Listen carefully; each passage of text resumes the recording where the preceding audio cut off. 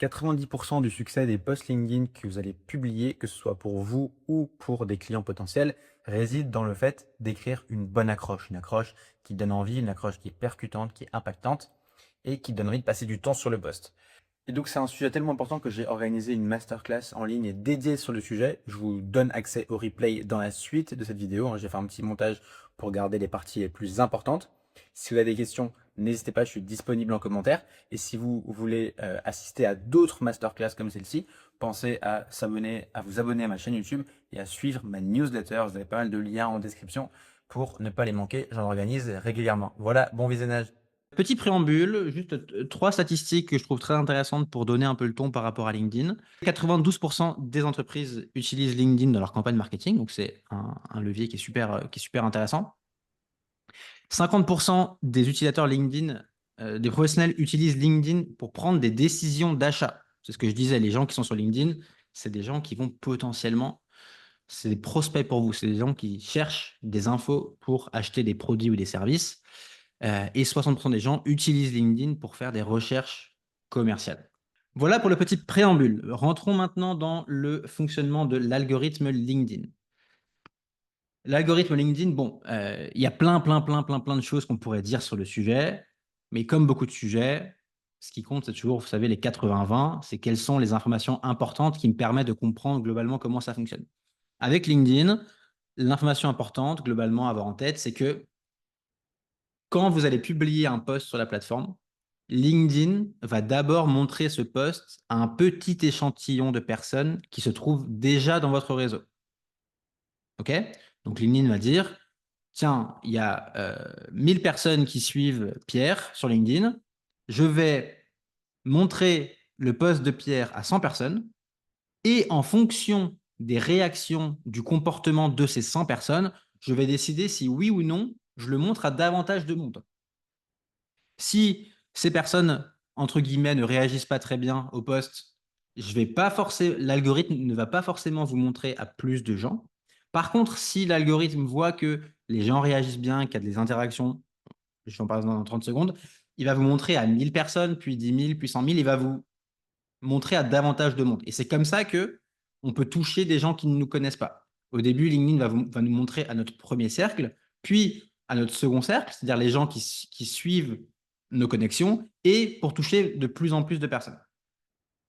La question qui vient maintenant, c'est comment est-ce que LinkedIn détermine la performance d'un post? Comment est-ce que LinkedIn sait si le post est bien ou pas, et comment est-ce qu'il détermine s'il a envie de le montrer?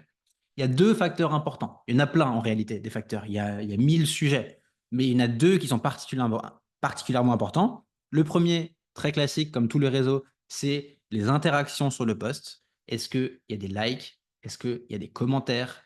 Est-ce qu'il y a des partages sur le post? Ça, LinkedIn va utiliser ça pour déterminer si oui ou non le post est de qualité. Donc, et je sais également que là, on rentre dans le détail, mais on sait que un commentaire pour LinkedIn a plus de poids qu'un like. Pareil, un partage, ça a plus de points qu'un like. Plus c'est engageant pour le lecteur, plus LinkedIn va considérer que c'est un signe positif par rapport à vos posts. OK? Et le second critère, c'est ce qu'on appelle le dwell time. Alors, le dwell time, c'est un terme un peu technique pour désigner quelque chose de très simple qui est le temps que passe une personne sur votre post au regard de sa taille, de la taille du post. Plus une personne, encore une fois, hein, c'est très simple, hein, mais plus une personne passe de temps sur votre post, plus une personne va prendre du temps pour le lire, pour le consulter, éventuellement pour le commenter, plus LinkedIn va se dire, ce post, il est de qualité, donc c'est positif pour moi, c'est des signaux positifs qui vont me donner envie d'aller le montrer à davantage de personnes. C'est comme ça que fonctionne l'algorithme LinkedIn. D'ailleurs, le dwell time, ça explique pourquoi certains posts font beaucoup de reach, c'est-à-dire touchent beaucoup de monde en termes d'impression, et pour un nombre d'interactions assez faible. Simplement parce que c'est des posts pour lesquels les gens vont pas forcément interagir, mais des posts qui malgré tout sont beaucoup consommés et qui sont beaucoup appréciés. Moi, je le vois, c'est assez drôle. Dès que je fais des posts où à un moment je parle d'argent, j'en fais rarement, mais dès que j'en parle un petit peu, je vois qu'il n'y a pas forcément beaucoup de commentaires. Par contre, c'est des posts qui sont beaucoup consommés. Et les gens, ils osent pas forcément se mouiller par rapport à l'argent, mais ça les intéresse, ils sont curieux. Voilà. Question de Elisabeth, où est-ce qu'on peut voir le dwell time? Eh bien, tu ne peux pas le voir. C'est pour ça que c'est tout un jeu LinkedIn, c'est que tu ne sais pas, tu ne connais pas ton dwell time. C'est uniquement LinkedIn qui analyse, et c'est l'algorithme. L'algorithme de LinkedIn, il va juste calculer ça, et en fonction des autres posts du jour, il va faire une sorte de classement pour te montrer ou pas. Nous, tout ce que vous pouvez faire, vous, en tant que créateur, c'est optimiser vos posts pour donner envie aux gens de passer du temps sur vos posts. C'est juste ça, c'est ça qui est en votre contrôle. On comprend donc, est-ce que l'enregistrement d'un post rentre dans la performance? Je crois effectivement. Je crois également que si les gens enregistrent vos posts pour LinkedIn, c'est bon signe. On comprend donc que 80% du succès de votre post, je vais même envie de dire 90%, se joue sur l'accroche du post, en fait. Parce que si l'accroche du post, elle est mauvaise, personne ne va lire le post et cliquer sur voir plus. Après, il y a une petite faute sur le. Personne ne va cliquer sur le bouton voir plus et lire tout le post. Résultat, si personne ne lit pour voir plus, vous êtes sûr d'avoir aucune interaction sur le post, pas de like, pas de commentaire, et d'avoir un dwell time qui sera catastrophique. Logique. Quand on parle d'accroche, hop, mettons-nous bien d'accord de quoi on parle. Je parle de ça. Hein, je parle des 3 lignes que vous voyez au-dessus du bouton plus. Donc là, moi, j'ai masqué le texte parce que ce n'est pas très important. Mais vous voyez que j'ai une ligne qui est en gris. J'ai une seconde ligne. Je le mets ici. Hein. Il y a une seconde ligne qui a un espace ici. Et il y a une troisième ligne qui est ici. Vous avez 3 lignes avant qu'un bouton plus apparaisse pour lire le reste du post. Donc, si vous vous mettez à la place d'un lecteur, le lecteur, quand il ouvre son LinkedIn, il a des milliers de posts, enfin, il a plein de posts qu'il peut scroller, mais lui, ce qu'il voit, c'est uniquement les 3 lignes à chaque fois, plus éventuellement un visuel. Donc, vous, votre enjeu en tant que créateur, c'est de bien maximiser ces 3 lignes. Ce que j'ai mis ici, hein, c'est tirer le maximum de ces 3 lignes pour donner envie d'en savoir plus. C'est votre unique mission sur l'accroche. Et d'ailleurs, vous voyez que sur la troisième ligne, c'est à noter que le texte ne va pas au bout de la ligne, il est un petit peu cisaillé par le bouton voir plus. Important à avoir en tête. Donc, comment est-ce qu'on fait pour maximiser l'enjeu de comment est-ce qu'on fait pour maximiser ces 3 lignes et donner envie aux gens de lire la suite? Plusieurs ingrédients. Le premier ingrédient, qui est le plus évident, je le dis, mais je vois encore beaucoup de gens qui font cette erreur-là, c'est ne pas optimiser l'accroche pour les 3 lignes. Je vois plein de gens qui font ça, par exemple. Là, j'ai pris ce post ce matin par hasard. Prendre du recul, ça a du bon. Espace, et ça dans la plupart des situations, mais encore plus dans couper. Là, on voit bien que l'accroche n'a pas été optimisée pour les 3 lignes parce qu'elle est coupée en plein milieu. On ne comprend rien à la seconde phrase et on ne comprend pas ce qu'il nous dit. Donc là, est-ce que j'ai envie de cliquer sur plus? Pas vraiment. Pas vraiment. Sur mobile, je crois que c'est la même logique. Je vous montre une astuce simple. Je ne sais pas si ça va marcher. Je vais essayer de le faire en direct. Je vous montre mon LinkedIn. Quand vous réduisez la taille de la fenêtre, en fait, ça vous donne un aperçu de ce à quoi ça ressemble sur mobile. Et donc, sur mobile, on voit que il y a bien les 3 lignes, 3 lignes, 3 lignes. C'est un peu plus court, mais il y a bien les 3 lignes. Le nombre de caractères exact, je ne suis pas sûr. Mais moi, ce que je recommande, de toute façon, c'est quand vous écrivez un post, copiez-collez-le sur LinkedIn et observez la taille qu'il prend. C'est simple, c'est très simple. Voilà. Je reprends. Donc déjà, c'est optimiser l'accroche pour les 3 lignes. Ensuite, une bonne accroche. Ça, c'est peut-être le point le plus important, c'est ça doit créer une forme de tension ou une forte curiosité. Toutes les bonnes accroches, elles créent de la curiosité ou elles créent une tension. Comment est-ce qu'on fait ça? Effectivement, comme dit Marie et comme dit Roman également, il y a Perfect Post qui permet de voir le rendu directement, si vous voulez aller plus loin. Comment est-ce qu'on crée une tension ou comment est-ce qu'on crée de la curiosité? Plusieurs possibilités. Déjà, c'est jouer sur le fait que vous allez révéler un mystère dans le post. Souvent, c'est ce qu'on voit. Attention, pour que ce type d'accroche fonctionne, il faut que ce soit crédible. Si par exemple, vous me dites, voici le secret pour réussir ton entreprise, c'est pas crédible parce qu'il n'y a pas un secret, ça n'existe pas.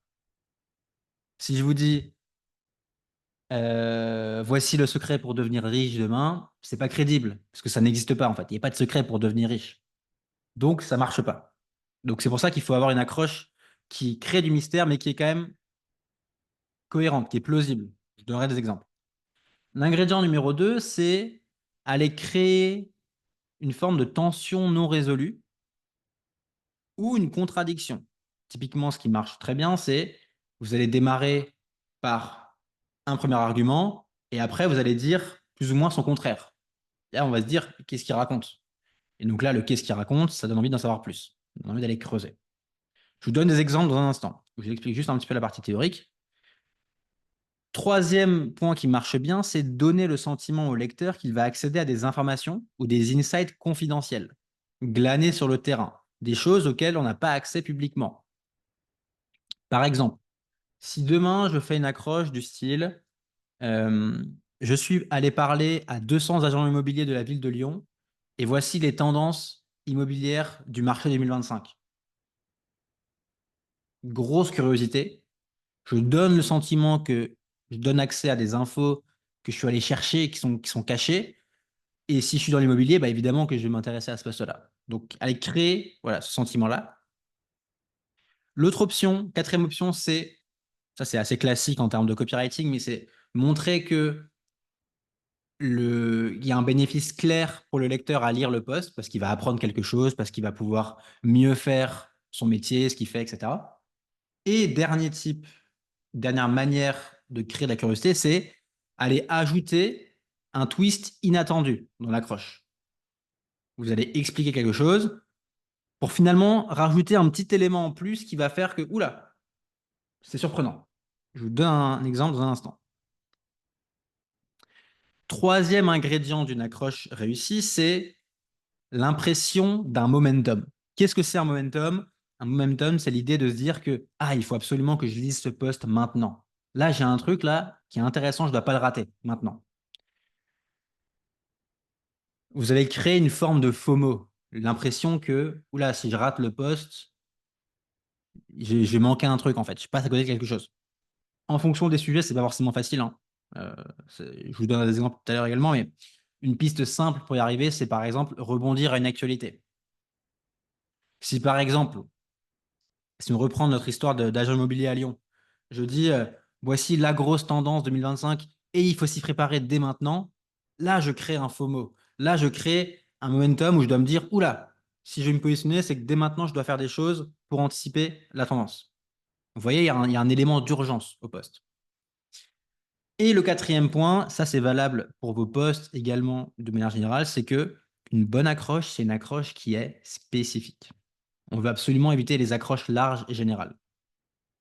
Je sais que par défaut, on a envie de toucher un maximum de monde, mais en fait, c'est l'inverse. Quand on veut toucher tout le monde, on touche personne. Quand on veut parler à tout le monde, on parle à personne. Une bonne accroche, elle est spécifique, et paradoxalement, ce que j'ai écrit, plus votre accroche est spécifique, plus elle va intriguer, plus elle va donner l'impression de faire d'un post très pertinent, plus elle va être crédible. Genre, je disais tout à l'heure, hein, le tout, c'est pas de créer du mystère. Il faut que le mystère il soit crédible. Et plus ça va attirer votre lecteur cible. Je vous donne des petits exemples de reformulation. Plutôt que de dire 3 astuces pour envoyer de meilleures newsletters, ça reste large. Dans quel contexte, pour quel type de boîte, pour quel type d'acteur, quel sujet, etc. Je peux dire 3 astuces pour envoyer de meilleures newsletters quand on a un e-commerce. Beaucoup plus spécifique, beaucoup plus intéressant. Si moi je suis un e-commerce, je vais vraiment pas avoir envie de manquer ce poste. D'autres exemples, hein. Voici comment améliorer le SEO de votre site. Améliorer le SEO d'un site, c'est très très large. Il peut y avoir 1000 sujets dont on peut parler. Et un site, pareil, il peut y avoir 1000 situations différentes. Par contre, dès que je le rends plus spécifique, d'un coup, c'est beaucoup plus intéressant. Voici comment améliorer le SEO d'un site qui possède moins de 200 pages de contenu. Et je vous ai mis d'autres exemples également. Un ingrédient bonus également que je mentionne, c'est que on a parlé de la partie texte de l'accroche, donc les 3 lignes. Si vous mettez un visuel sur le post, le visuel, c'est aussi une accroche. La logique, c'est la même. Comment est-ce que j'attire l'attention et comment est-ce que je donne envie à mon lecteur de lire tout le post? Donc, pensez également vos visuels comme une seconde accroche, un moyen de compléter l'accroche. C'est notamment vrai si vous faites un carrousel. La première slide du carrousel, c'est une accroche en fait. Pareil pour une photo, pareil pour un visuel que vous allez créer pour illustrer le post. Je vous montre des exemples de bonnes accroches. L'accroche de Florence. Seulement 15 jours de vacances et pourtant 53% des Américains ne prennent pas toutes leurs vacances. Je vous explique pourquoi ça ne me surprend pas. Intéressante cette accroche. Pourquoi ça marche bien? Parce que déjà, Florence, elle met en avant une contradiction. Les Américains, ils ont déjà pas beaucoup de vacances et en plus, ils ne les prennent pas. En tant que Français, on ne comprend pas trop. Donc, tout de suite, ça crée la curiosité. Ensuite, elle nous donne l'impression qu'on va apprendre quelque chose en nous disant, je vous explique pourquoi ça ne me surprend pas. C'est-à-dire qu'elle va nous expliquer pourquoi. Donc, moi, je vais apprendre quelque chose. On a une accroche qui est très spécifique. Vous voyez, hein, elle ne dit pas le rapport des Américains en vacances est particulier. Voici pourquoi. Ce qui est très large, on ne comprend pas vraiment. Par contre, dire ils ont seulement 15 jours de vacances et pourtant 53% ne les prennent pas tous, c'est très très spécifique, c'est chiffré, c'est concret, il y a un angle vraiment précis. Et donc, c'est beaucoup plus crédible en fait. On se projette tout de suite dans le post. Et en plus, il y a une jolie photo qui illustre le post. Exemple numéro 2, l'exemple de Victor. Étude de cas SEO, je vous dévoile pas à pas comment j'ai augmenté de 300% le trafic de mon blog sans créer de contenu supplémentaire. Pourquoi ça marche? Parce que on a l'impression qu'on va accéder à des insights, à des infos un peu confidentielles, tirées de son expertise. C'est pas un truc qu'on pourrait voir publiquement si on l'a pas fait. On a un bénéfice clair. Je vais apprendre potentiellement à pouvoir faire pareil. Okay. L'accroche est très spécifique, augmentée de 300%, avec un petit twist supplémentaire. Le twist ici, c'est sans créer de contenu en plus. Si on mettait l'accroche sans cette petite phrase, ça aurait déjà fonctionné. Mais le petit twist en plus, il crée un petit côté, ah ok, ça m'intrigue particulièrement. Et on a un visuel qui attire l'œil et image l'accroche. Ça le rend concret, ça la rend visible, ça illustre, ça donne une preuve de ça. On se projette facilement. Ça veut dire quoi ça marche? Ça marche, c'est j'ai envie de cliquer pour lire plus. Et potentiellement, on va atterrir sur un post qui va bien plaire. Alors, je rebondis sur la photo de Charlotte, sur la photo. Effectivement, là, la photo n'apporte rien en soi. Par contre, elle illustre bien le post. Et le gros avantage des photos, c'est que vous prenez plus de place dans le feed. Vous prenez plus de place dans le fil d'actualité. Et donc, on vous voit davantage. Et donc, on va peut-être passer plus de temps à vous lire. Et donc, on a plus de chances de cliquer sur voir plus. Même si, effectivement, en fait, les photos, les belles photos comme ça, comme dit Perle, ça humanise, en fait. Ça humanise un peu le post. On se dit, ah, c'est Florence qui tape sur son ordinateur. Intéressant. Oui, vous aurez les slides, évidemment. Est-ce que tu penses que le fait qu'elle donne son avis joue en sa faveur? Oui, tout à fait. C'est vrai que je ne l'ai pas dit, mais euh, les avis, on a envie de lire des opinions. On a envie de lire des opinions. On n'a pas envie de lire un texte froid Wikipédia. On veut des opinions. On a envie de savoir ce que vous pensez. C'est pour ça que dès qu'on donne son avis, les jeux, ça marche bien. On parle de soi, ça plaît. Autre exemple. Voici la grosse tendance que j'observe sur le marché du copywriting et de la rédaction web. Deux points, entre parenthèses, elle ne fait que s'accélérer. Pourquoi ça marche? Exactement comme avant. On a l'impression qu'on va accéder à des insights confidentiels tirés d'une expertise terrain. Okay, des infos qu'on n'a pas publiquement. Là, pareil, on a une sorte de momentum, on a un FOMO. si moi je suis freelance en copywriting ou en rédaction web, bah, j'ai pas envie de passer à côté de ce poste si je veux rester à jour. Voilà. C'est une accroche qui est très spécifique, puisque je parle du marché du copywriting et de la rédaction web. D'ailleurs, je me dis que j'aurais pu faire un post copywriting et un post rédaction web pour vraiment être encore plus spécifique. Et intéressant, je crée du mystère puisque volontairement, je ne donne aucun indice sur ce qu'est cette tendance.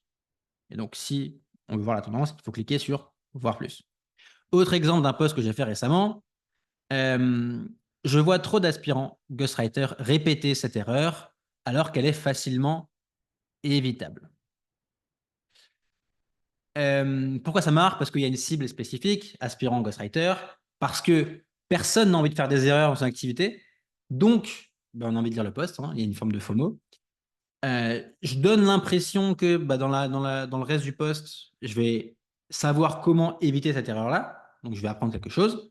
Et là, j'ai une photo de moi en train de travailler, pareil, qui humanise le post et qui donne l'impression que j'ai un peu récupéré cette leçon sur le terrain.